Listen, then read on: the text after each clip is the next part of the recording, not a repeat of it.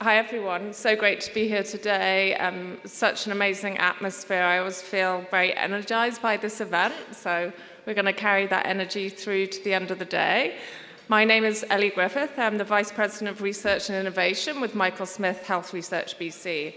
It's my absolute pleasure today to introduce our closing keynote speaker, Sarah Greene.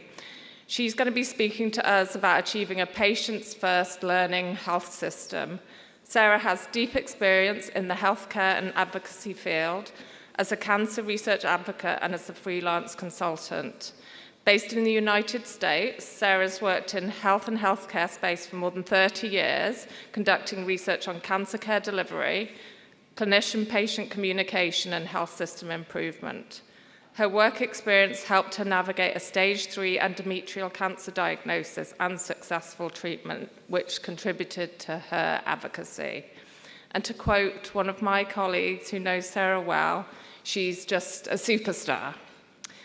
At the end of Sarah's address, we'll have a little bit of time for questions, so please go to the Hoover. I've been calling it Wover for the last few days, but anyway, I'm going to try and get with everybody else. Go to the Hoover app, and this is keynote number 2, and if you open the Q&A there, you can add in your questions, and you can upvote other people's questions, and the most requested ones are the ones we'll hopefully have some time to discuss. So Sarah, we're so happy you're able to join us today. Please join me in welcoming Sarah to the stage.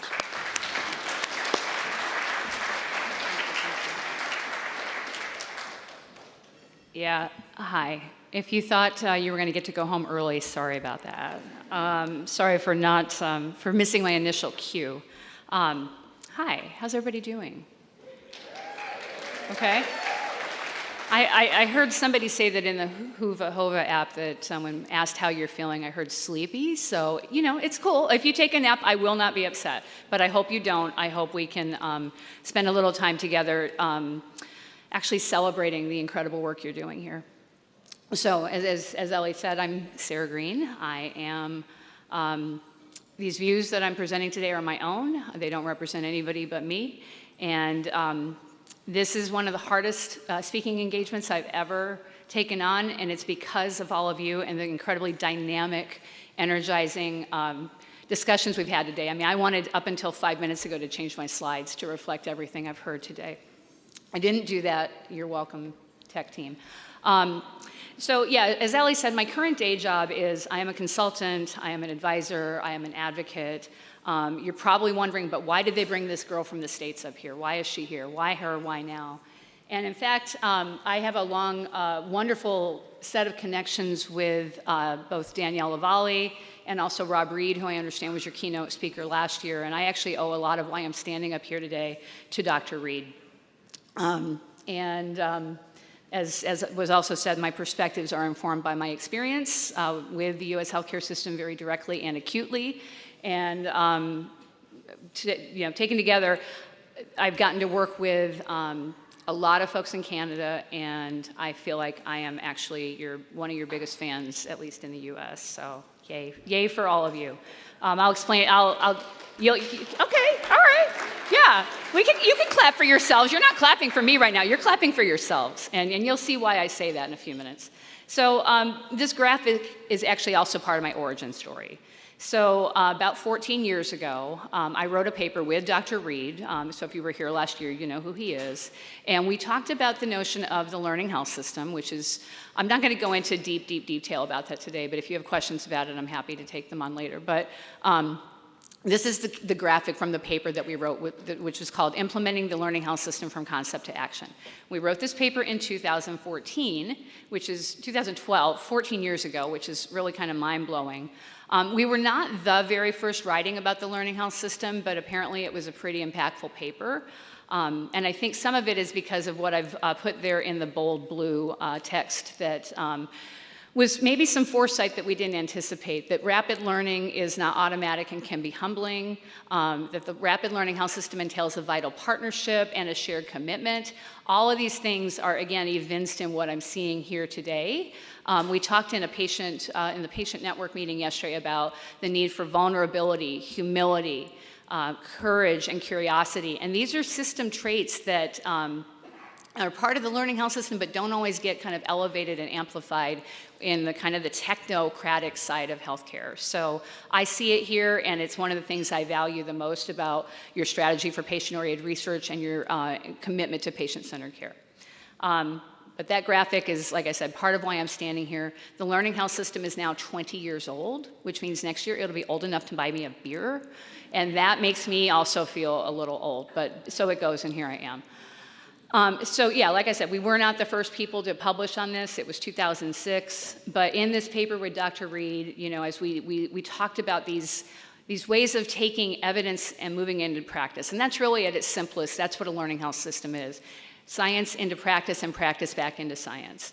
And it's kind of become, I don't want to say kind of a, it's not a trend. I think it's an enduring thing. And I have a whole other talk about why we think the LHS is here to stay. But what I think it has given birth to are these interesting sort of taglines, right? Like learning from what we do and doing what we learn. Learning from every patient to take care of the next, right? So again, very laudable. This is, in a perfect world, this is kind of what we would want. But the notion of learning from every patient to take care of the next is sort of an interesting statement if you unpack it, because it indicates that there's a leap of faith on the part of the patient sitting in front of you. There's a leap of trust, and it indicates that I am willing to share my data, and I know you have a whole health data research initiative and network here as well, but it means I'm willing to share my data with my care team so that they can learn what happened with me so that the next 54-year-old woman with stage 3 endometrial cancer who comes along can benefit from that experience. And that experience was every patient's experience is unique. Every single one of us has a very unique story that has led them to be in this room today. But when I was diagnosed, I felt like I was receiving what I call the worst possible diagnosis at the best possible time. The field of endometrial cancer care has changed very dramatically, even in the 5 years. I was diagnosed 3 years ago, and in the last 5 years, it has been absolutely transformed, right?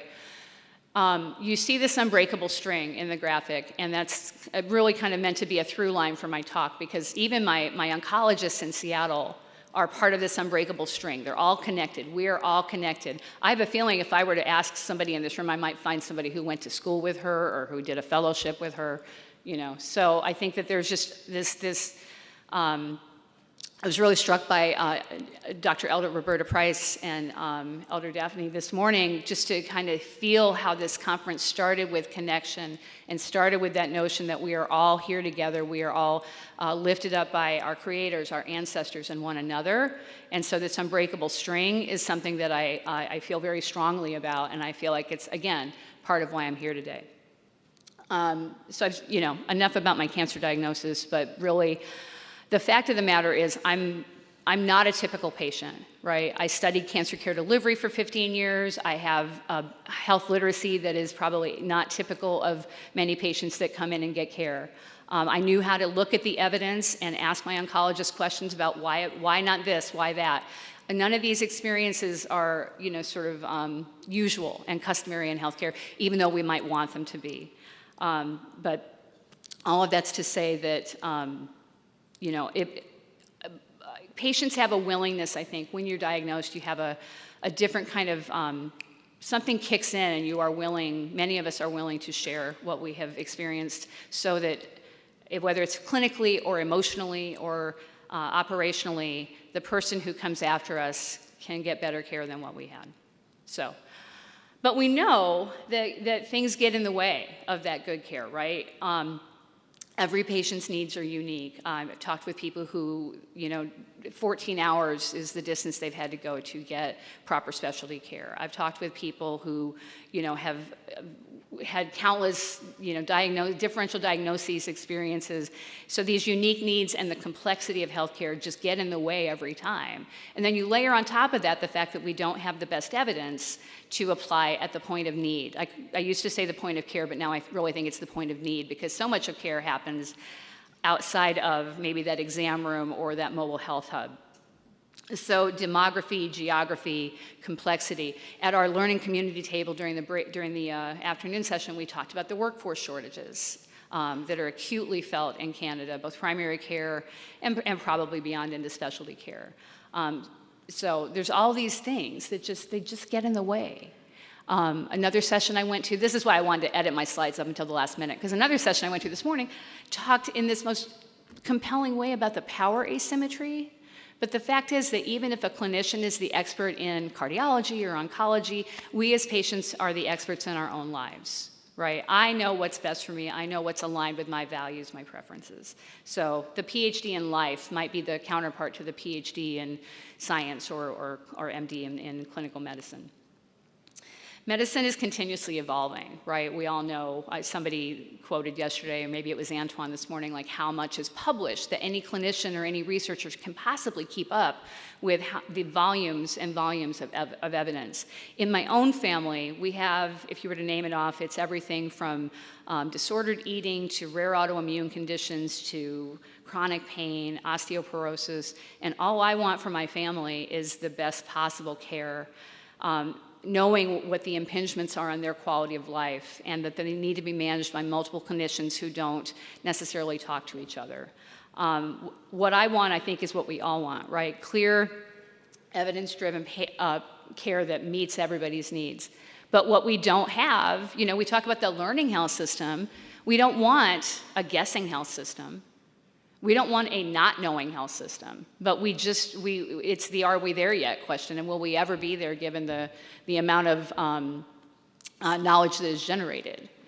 We don't want our preferences and values dismissed, but we don't always have that luxury, we don't always have that certainty. So I feel like, just again, this reinforced throughout the day, that the learning communities that we're kind of germinating and letting flourish in this room can be that beacon and help us get through this, kind of overwhelm and this uncertainty. So I'm really, like I said, I'm really, really encouraged and heartened by what I've seen and heard here today and what I've felt here today.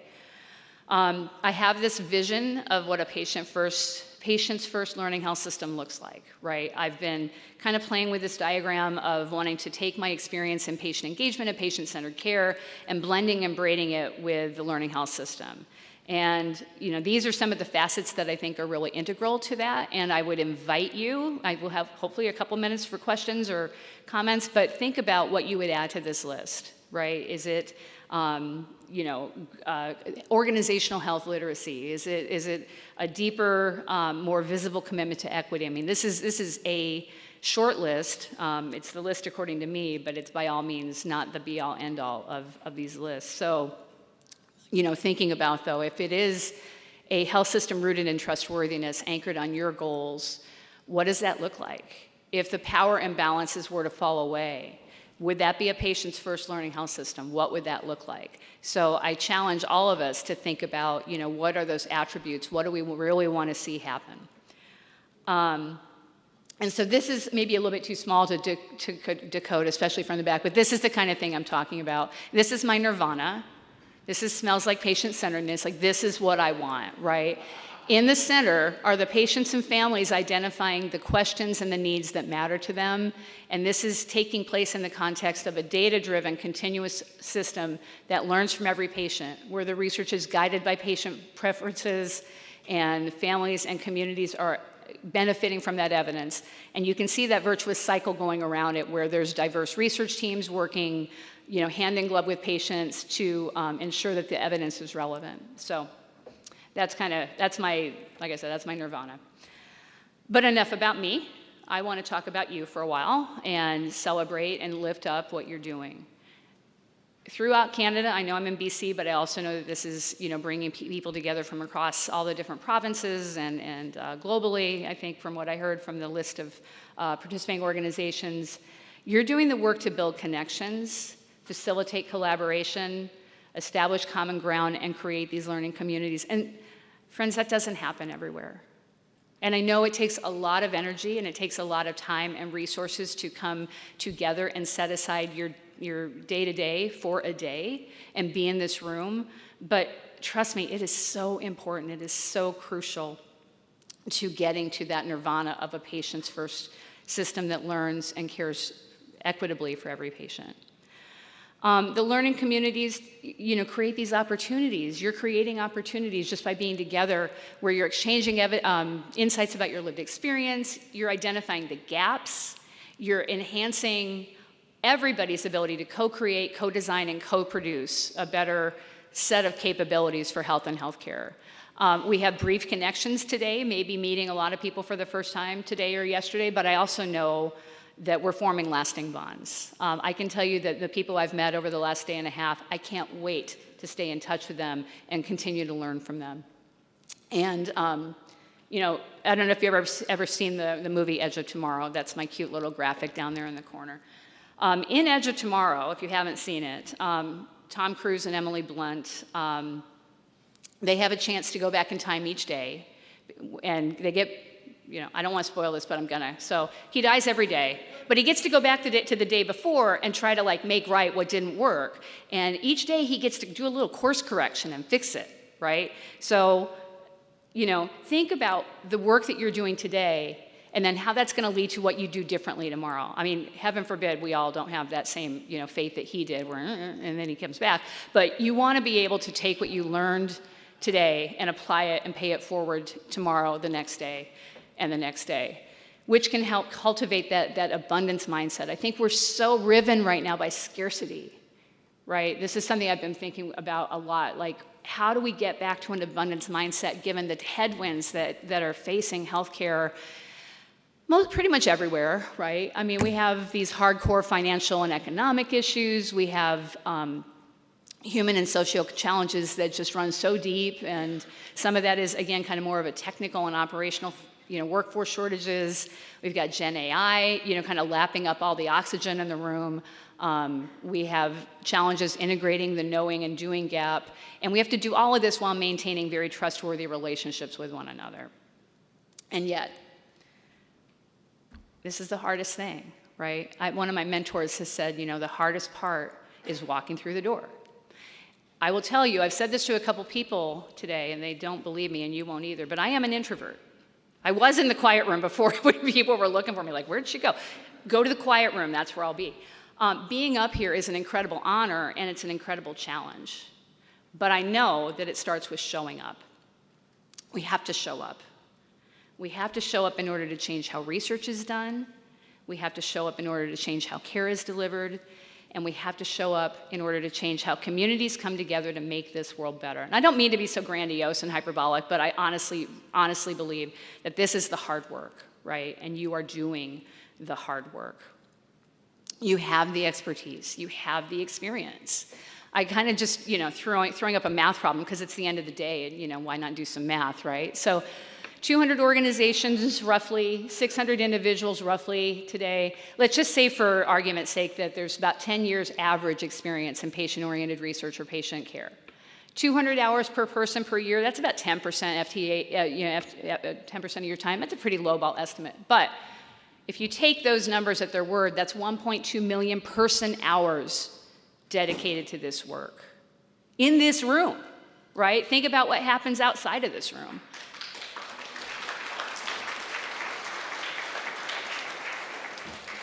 This is embodying the commitment to putting patients first. It's embodying the will to cultivate connection in a world that's getting, unfortunately, more fragmented, not less. And it's really turning this cross-sectional experience of being in this conference room today into continuity, into continuous connection, collaboration, and shared vision. So this talk gave me a reason to play with AI image generation. I just did one. I just have this one little thing up here in the top left corner, and friends, I'm jealous of you. I'm just straight up jealous of you, right? I said yesterday, I'm like, will you adopt me, please? Thank you for indulging me and letting me, kind of play with my little meme there. But I put this up because honestly, as I was looking through all the assets and all of the resources and all of the accomplishments, this is we're going to need a bigger slide, right? We're going to need a bigger boat, right? In Jaws, anybody? No? Okay, so we're going to need a bigger slide, a bigger collage to represent all of the amazing work that you're doing. I mean, I haven't even talked about the Learning Health Hub, which is one of my favorite things on the planet, and along with all the other work that is happening throughout Canada and especially here. I mean, the BC support, the Health Research BC, like the more I've learned, and I've had my brain cracked wide open the last day and a half, it just, you have the skill and you have the will. And it's something to just, for me, it's to be honoring you and like I said, being a little envious. So if you take nothing else away from today, just please remember how important these connections are. This is how shared vision is created. So I'd ask you all to take a deep breath in and a big collective exhale and know that we are all tied by this unbreakable string. Happy 25th anniversary, Health Research BC. Congratulations on the impactful work you're doing. I am your biggest fan. Thank you so, so much.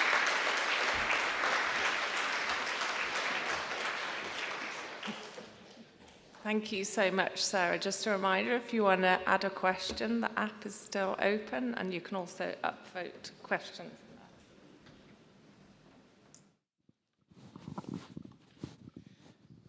Thank you so much. That was really inspiring and such a great kind of final keynote for the day. I'm going to go to the kind of first question on the... I got questions. Thank yeah. you guys. Oh, good. Yeah. This used to be the part I hated.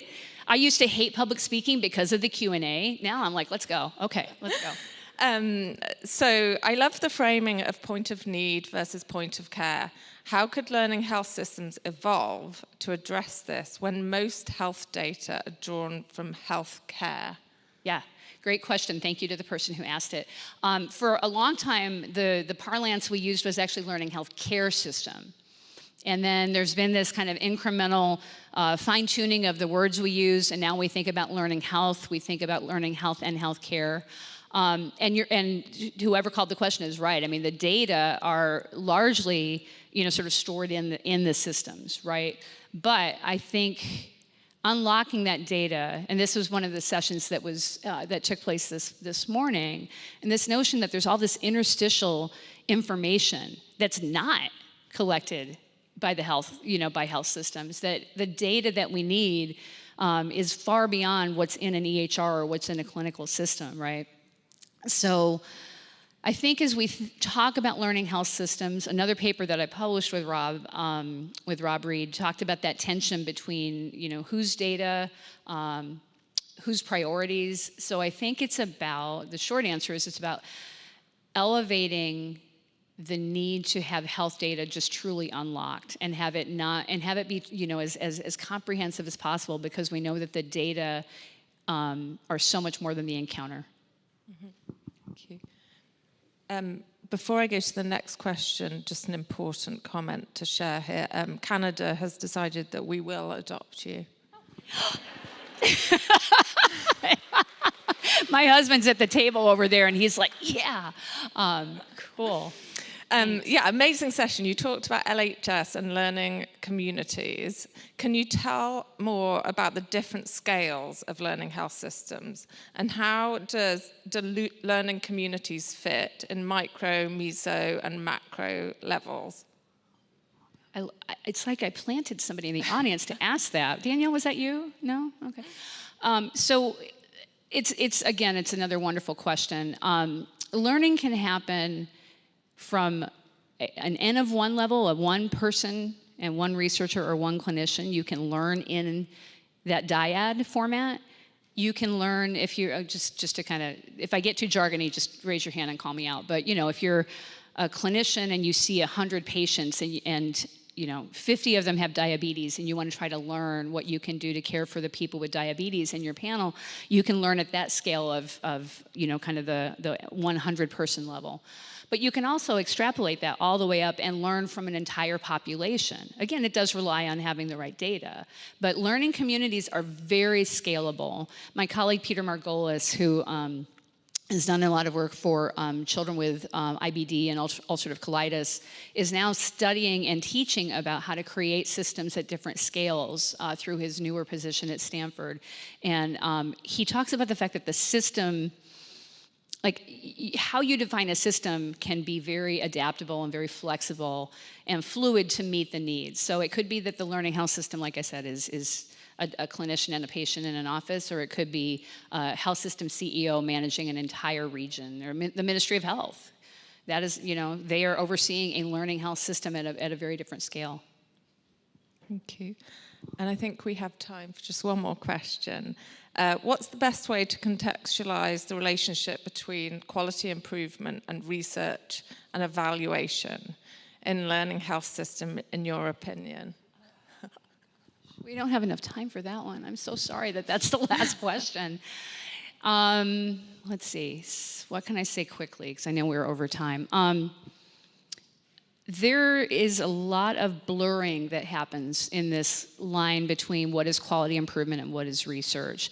And the boundaries are really creating, I don't know how true this is in Canada. In the States, these create real boundaries to improvement because people don't want to go through research ethics for QI projects, right? So either they don't do them, which means great work goes to waste and knowledge is not generated, or they go through a human ethics review board process, and it takes much longer, right, than is ideal. And so the need to have a different type of, and I don't have a perfect answer for this, the need to have a different type of apparatus that both ensures quality improvement happens and generalizable knowledge is created, because that's one of those kind of artifactual distinctions, like this notion of generalizable knowledge. QI generates generalizable knowledge. Sorry for repeating that word. But we don't have the right publishing mechanisms for it, we don't have the right review mechanisms for it, and we don't, frankly, in my view, have the right engagement mechanisms for it. So we've basically let these things happen in these two pipelines, or these two swim lanes. But what that's done is really kind of thwart some really great care improvement from happening. I think if it was up to me, if I had my magic wand, it would be all about, like, in service to care improvement. Let's build a mechanism that protects people from harm and protects them from having their data misused, but that still ensures that the best knowledge is generated as quickly as it possibly can and that it's shared. It's a little bit Pollyanna, I admit it, but talk to me at the break and tell me give me something better. So. Thank you so much. I'd just like to invite everybody to help me in thanking Sarah for her time today.